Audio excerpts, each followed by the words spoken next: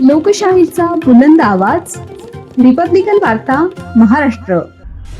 सातपूर येथे 500 किलो संशयित गोमांस जप्त, विक्री प्रकरणी एक जण ताब्यात। बातमी सातपूर येथून। सातपूर परिसरात सुमारे 500 किलो संशयित गोमांस विक्रीसाठी येणार असल्याची माहिती मिळाल्यानंतर संबंधित ठिकाणी पोलीस व महानगरपालिका प्रशासनाने संयुक्त कारवाई करत मांस जप्त केले असून एका संशयितास ताब्यात घेण्यात आले आहे। मिळालेल्या माहितीनुसार सातपूर देवी मंदिराच्या पाठीमागील कत्तलखाना परिसरात गोमांस विक्री सुरू असल्याची माहिती काही सामाजिक संघटनांना मिळाली। त्यानंतर तेथे नागरिकांची गर्दी झाली। या प्रकरणी सातपूर पोलीस ठाण्याला कळवण्यात आले असता पोलीस तात्काळ घटनास्थळी दाखल झाले।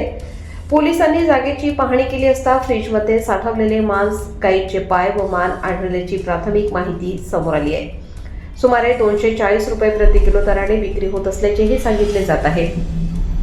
संबंधित मांस जप्त करून पुढील तपासासाठी नमुने पाठवण्याची प्रक्रिया सुरू करण्यात आली आहे। या कारवाईवेळी सातपूर विभागातील नाशिक महानगरपालिकेचे अधिकारी व कर्मचारीही मोठ्या संख्येने उपस्थित होते। पोलिसांनी कायदेशीर तरतुदीनुसार पुढील चौकशी करून आवश्यक ती कारवाई केली जाईल असे स्पष्ट केले आहे। दरम्यान संबंधित प्रकरणात नेमके कोणाचा सहभाग अथवा दुर्लक्ष होते का याबाबत सखोल तपास करण्याची मागणी काही सामाजिक संघटनांनी केली आहे। भाऊ काय सांगा, काय प्रकार आम्ही सातपूर मध्ये मंदिराच्या पाठीमागे आमचे गोमातेची हत्या करून तिथून गोमांस विकू, तिथून गोमातेचं कापून ते महिंद्रा झोपडपट्टी इकडच्या छोट्या छोट्या झोपडपट्ट्यांमध्ये विकण्यात येत होतं। हे तू बोल बाबा, ते मला नाही येते।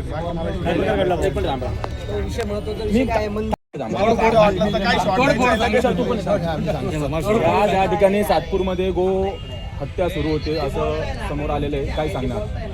सातपूर पोलीस स्टेशन आणि त्याच्यानंतर सातपूरचा जो मेन रस्ता आहे जो त्र्यंबकला जातो त्या हायवेवरती सप्तशृंगी मातेचं मंदिर आहे। त्या मंदिराला लागून त्या मंदिराच्याच पाठीमागे गो मातेचं कत्तल करण्याचं काम, त्याची कत्तल करून विकण्याचं काम या ठिकाणी मोठ्या प्रमाणात षडयंत्र चालू आहे। मंदिराचं पावित्र्य भंग केलेलं आहे।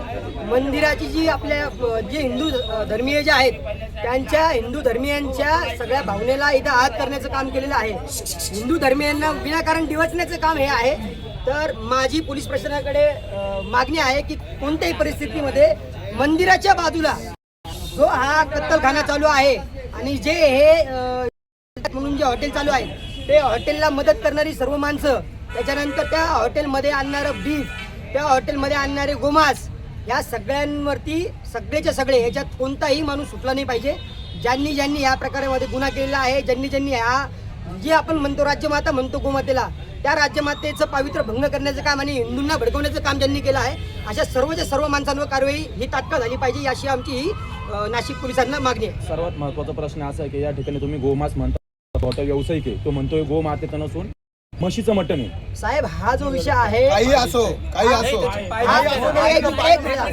हा जो विषय आहे हा सांगण्याचं काम, त्याचं काम बीफचं आहे, तो म्हणतो ते बरोबर आहे, पण त्याचा विषय जो आहे तो याच्या मागे त्याचं षडयंत्र आहे।